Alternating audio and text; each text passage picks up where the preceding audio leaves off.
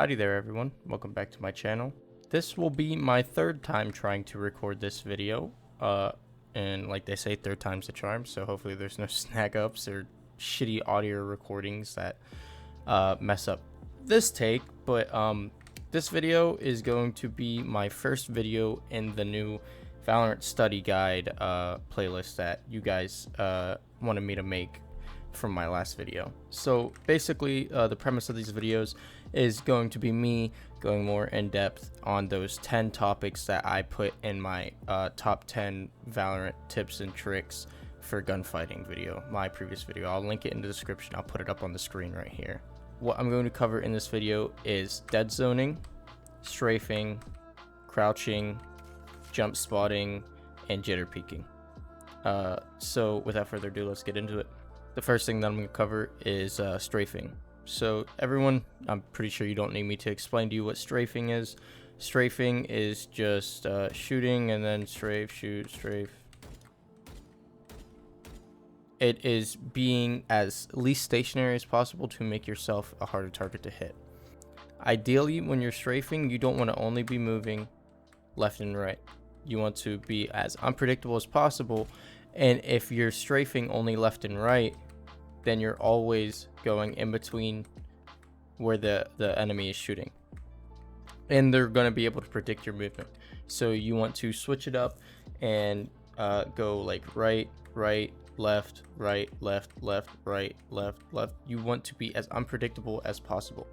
The next thing I'm going to talk about is dead zoning. And dead zoning is moving using your movement to aim as well as using your mouse. So you'd use your WASD and your mouse to aim, and it's really useful because it cuts down the amount of time that it takes for you to acquire a target and aim onto them. So say that I want to aim on him, instead of me just doing this and aiming onto him, I move and kind of use my movement. So my crosshair is already head level. If I just move over to the left, then I'm going to be on his head. So if I maintain that good crosshair placement of head level, I can use dead zoning to just easily get me there. And a good way to practice this would be just maintaining a target, keeping good head level, and just track their head as you move. It's that simple. Now we're going to cover jump spotting. And there's two different kinds of jump spotting. There's strafe spotting and then jump spotting. So take a moment and look at the bottom left of the screen, and you'll notice that I have an overlay on my screen right now. I'm going to go over the strafe spotting first. So if I'm on a left wall and I want to jump spot over here on this door, and I'm going to strafe spot, I'm going to run and jump and strafe out and in with my mouse while simultaneously pressing A to get back into cover. So I'd run forward holding D, jump, and then press A to go back into cover, right? It's pretty easy. It's really easy actually. And it is very good to use whenever you just need a quick little peek of information, or maybe there's not a whole lot of room for you to jump spot, so you just strafe spot instead. All right, so the second kind of jump spotting is the classic jump spot, and that is basically just you on a wall and say that this is sight and I want to know if there's any enemies. I want to know where they are. I can press D, S, A, W while doing a heart, a half heart with my mouse, and that'll make me do this, right? So then for the left side, or I'm sorry, for a right side, if you want to peek the left, then it's going to be the same exact thing, except instead of doing the heart this way, you'll do it this way, and the keystrokes will be in the reverse order. So instead of going out and pressing D right here, I just go out and press A, and then S, and then D, and then W. So it looks something like this. The next thing I'm going to cover is jitter-peaking. And jitter-peaking is basically just poking out of cover repeatedly to get information and possibly draw fire from the enemy.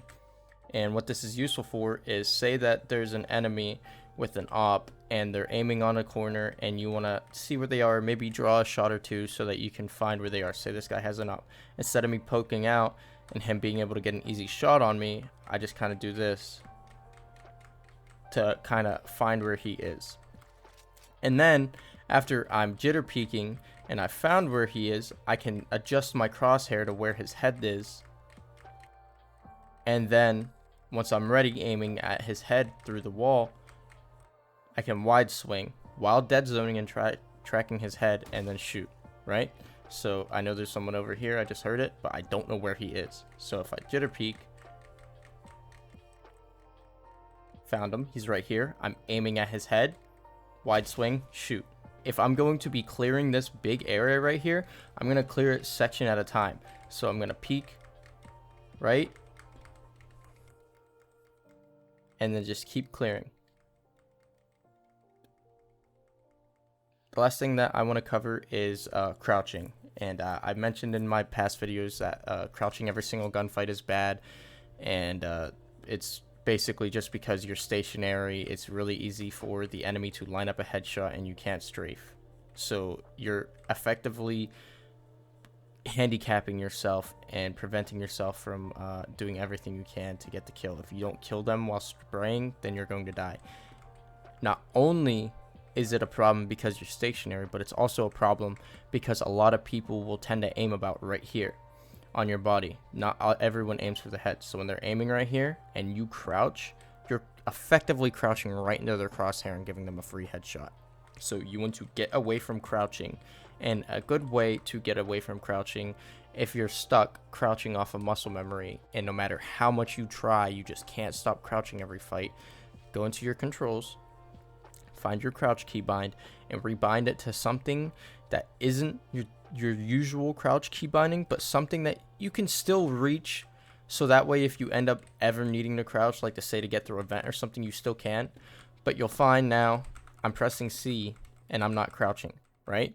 So for a while it's going to mess you up and you're going to die because you're going to expect to crouch, but eventually you're just going to stop pressing your crouch key altogether because it's not going to make you crouch. And then once you get to that point, you're no longer crouching every fight. You can change it back. Hopefully by then your muscle memory is gone and you're not crouching every single fight. Alright, so now I'm going to go over a few scenarios where crouching is good. So say I'm coming across an enemy and I'm about this close to them and I'm like aiming all the way over here, but they're already pre-aiming me.